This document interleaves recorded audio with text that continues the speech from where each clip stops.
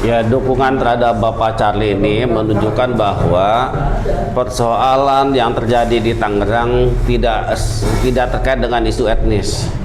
Jadi tidak ada hubungannya dengan masalah isu SARA, ya, isu rasial. Ini sama sekali tidak ada karena korban perampasan tanah itu bukan hanya orang-orang istilahnya yang tinggal menetap di sana, ya, tetapi juga istilahnya yang satu etnis pun juga bisa menjadi korban dari perampasan tanah yang dilakukan oleh pengembang Pantai Indah Kapuk II.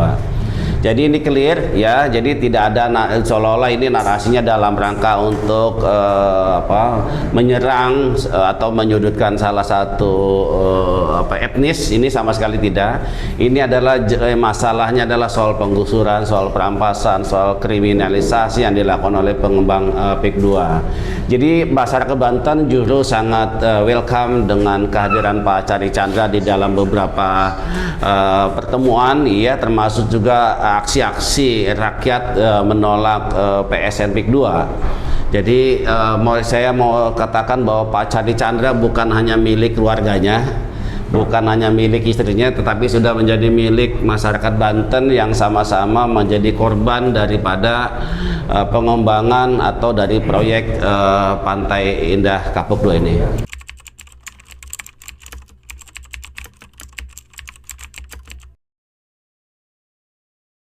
Ya, jadi kan ini kan satu dari sekian kasus yang terjadi di Tangerang, ya.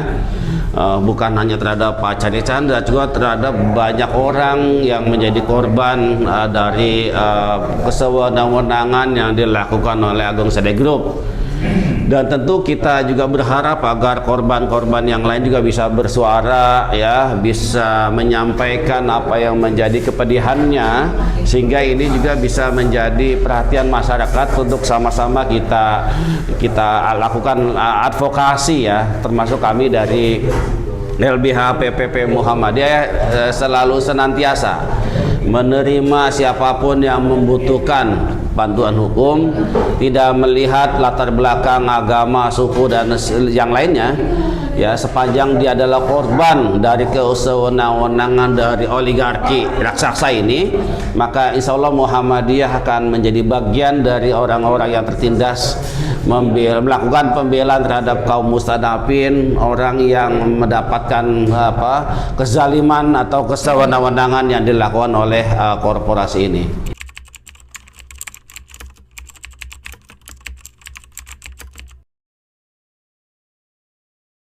Khusus untuk perkaranya Pak Charlie Chandra, kami sudah melakukan langkah-langkah, ya, sejak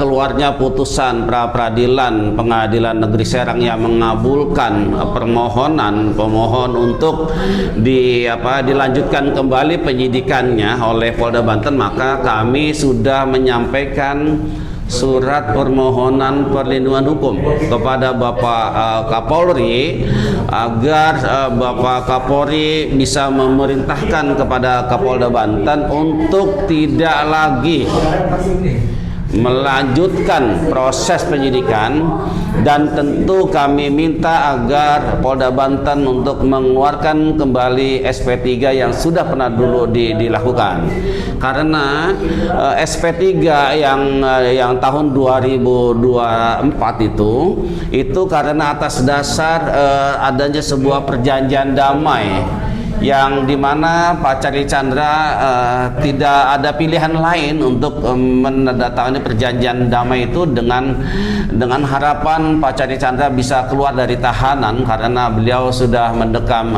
di Polda Banten. Dan itu mudah-mudahan bisa dipertimbangkan oleh Bapak Kapolri agar kasus ini benar-benar dinyatakan selesai, mengingat bahwa pelapornya juga sudah meninggal dunia.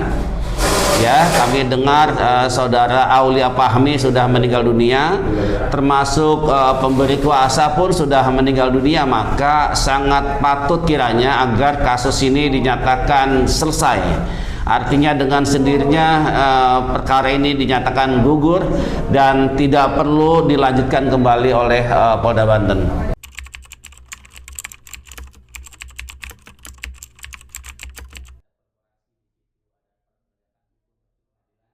Ya, jadi apa namanya, karena ini sudah menjadi isu nasional, sudah menjadi perhatian masyarakat, maka pihak kepolisian untuk bisa melihat ya rasa keadilan yang ada di masyarakat. Jangan sampai ada kasus-kasus yang sama yang menimpa oleh Pak Chandra Chandra. Cukuplah ini yang terakhir.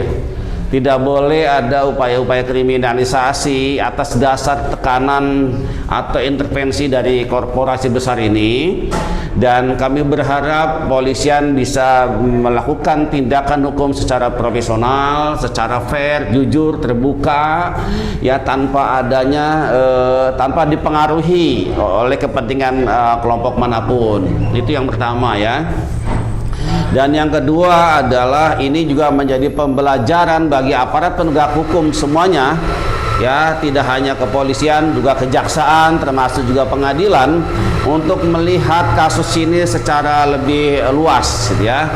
Jadi sekali lagi bahwa ini adalah upaya sistematis yang dilakukan oleh korporasi untuk menguasai tanah dan lautan dengan cara menggusur lahan-lahan milik masyarakat. Jadi jangan sampai ada warga yang menolak tanahnya digusur, lalu dia dikriminalkan, dia harus dipenjara, dia mengalami proses hukum yang sangat menyakitkan. Dan itu tolong jangan sampai terjadi lagi di negara yang katanya negara hukum ini.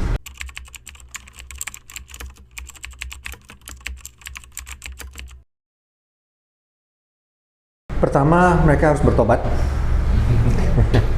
Jangan mengulanginya. Saya tidak ada masalah dengan mereka. Apapun yang sudah terjadi sudah lewat. Tapi jangan melakukan hal yang sama kepada orang lain aja. Itu aja sih dari saya. Ya, tentu ini diselesaikan dengan secepat mungkin. Kasus Pak Chandra Chandra sudah dinyatakan selesai, tidak perlu dilanjutkan kembali sekalipun sudah ada putusan praper oleh Pengadilan Negeri Serang, karena secara legal standing baik pelapor dan juga pemberi kuasa sudah meninggal dunia, maka semestinya sudah selesai.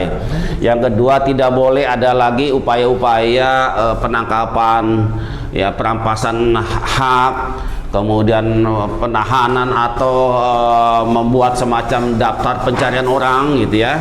Dan itu tidak boleh terjadi lagi di masa kepemimpinan presiden yang baru.